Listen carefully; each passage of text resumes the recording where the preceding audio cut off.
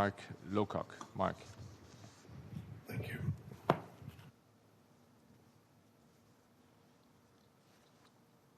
Thank you, Mr. President.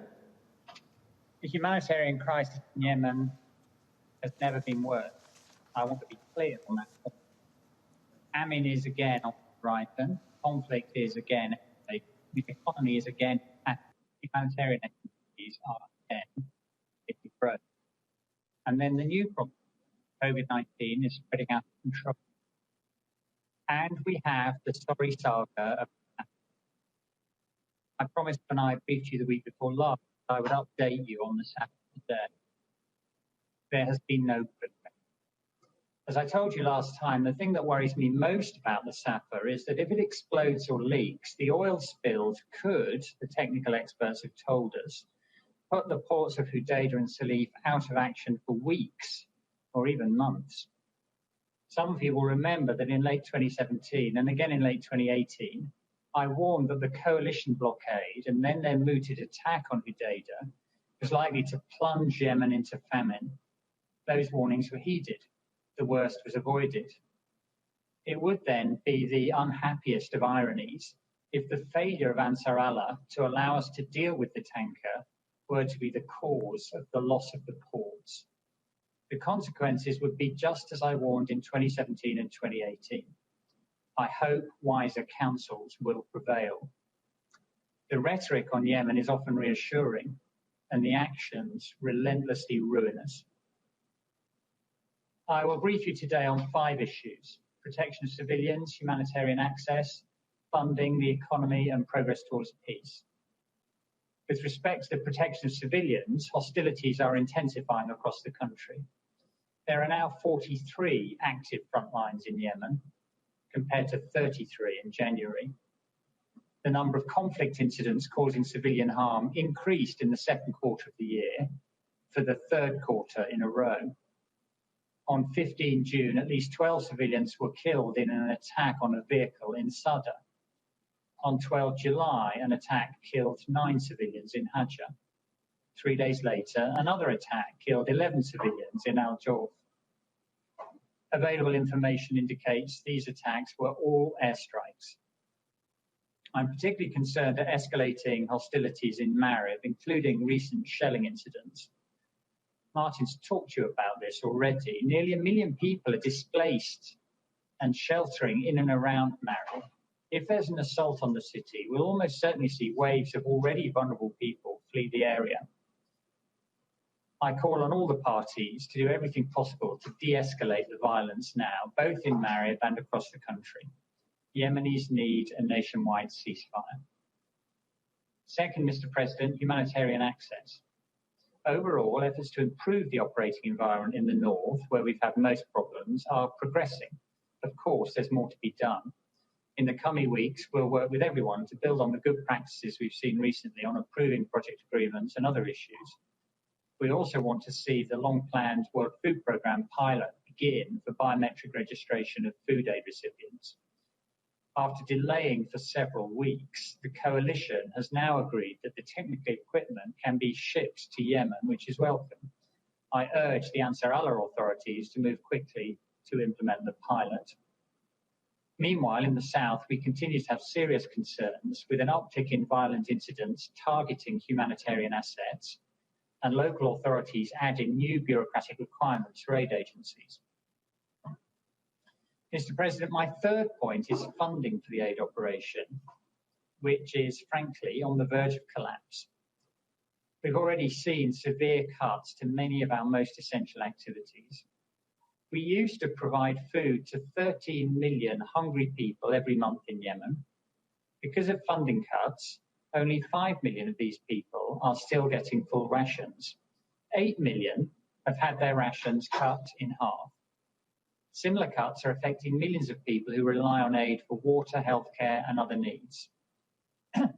Aid organisations have so far received about 18% of what we need for this year's humanitarian response plan. What had in recent years been one of the better funded humanitarian operations around the world is now one of the most underfunded. In August, that will mean a 50% cut to water and sanitation programs in 15 cities across the country. We'll also have to stop hygiene activities for people who recently fled their homes. In September, nearly 400 health facilities, including 189 hospitals, will lose supplies of clean water and essential medicines. That could cut off healthcare for 9 million people. And also in September, we will run out of money to treat more than 250,000 children who are suffering from severe malnutrition. Without treatment, those children will die. It's not difficult to predict the effects of less food, less water, and less healthcare in Yemen. Without more funding, we should all expect large increases in hunger, malnutrition, cholera, COVID-19, and above all, death. We should expect many more people to die. And just as we're cutting programs, demands for assistance are set to increase sharply. Last week, a new food security survey was released covering 133 districts controlled by the government of Yemen. About 40% of people in these areas are now estimated to be highly food insecure, an increase from 25% at the start of the year. 16 districts are now categorized as phase 4, which is one step away from famine conditions. At the beginning of the year, just 2 districts had been rated as phase 4. In the coming weeks, we'll have results from a similar assessment in Ansar Allah-controlled areas, where funding cuts required significant reductions in food aid this year. So, again, I implore donors to pay their pledges immediately. I'm grateful to the United States, Germany, Japan, and the European Commission. They are the largest contributors, according to the tracking service my office runs, of the money we've received so far. I urge those with undisbursed pledges to pay now. There is no time to lose. I also call on Yemen's neighbours in the Gulf to increase their support. The sharp drop in pledges and payments from Gulf countries this year is the main reason the resource gaps remain so large.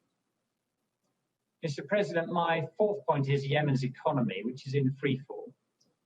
When the risk of famine was greatest in late 2018, the exchange rate had fallen to 800 Yemeni rial to the US dollar. On its current trajectory, economists predict the value of the rial will drop to 1,000 to the dollar in the coming months. Already in some areas, the rate has been well above 700 rial for weeks. The exchange rate is one of the major determinants of the price of food and other commodities, nearly all of which are imported. In other words, as the rial collapses, fewer people will eat. One solution is for the government to finance commercial imports, but the government has run out of foreign exchange. The deposit by Saudi Arabia in the central bank is nearly depleted, and oil revenue, a major source of government income, has collapsed. Yemen needs regular foreign exchange injections to help stabilize the rial, underwrite essential imports, and pay salaries. When Saudi Arabia did this in the past, it was very effective. Fuel is another key determinant of basic commodity prices. Fuel is needed to distribute goods around the country, to pump drinking water, and to power basic services. In June, only 8,100 metric tons of commercial fuel imports reached Hudaida, by far the lowest amount ever recorded. As a result, drinking water prices have increased, in some cases more than doubling within a few weeks. Aid agencies are increasingly affected, with some reporting they can no longer travel to communities to deliver assistance because there's no fuel.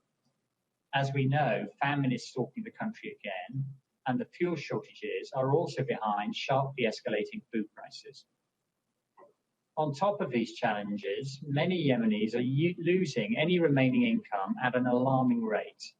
COVID-19 has cut into remittances along the country's invisible lifeline by as much as 70%. A recent survey found that about half of families have lost at least 50% of their income since April. Mr. President, my 5th point is progress towards peace. You just heard from Martin on the political process. With adequate funding, humanitarian agencies can address the most immediate needs in Yemen and prevent a renewed slide into famine. That would spare millions of people from needless suffering, which would in turn help to create more space for the political process. The choice before the world is the same as last month. Help Yemen now, or watch the country fall into the abyss. Thank you. I think Mark Lowcock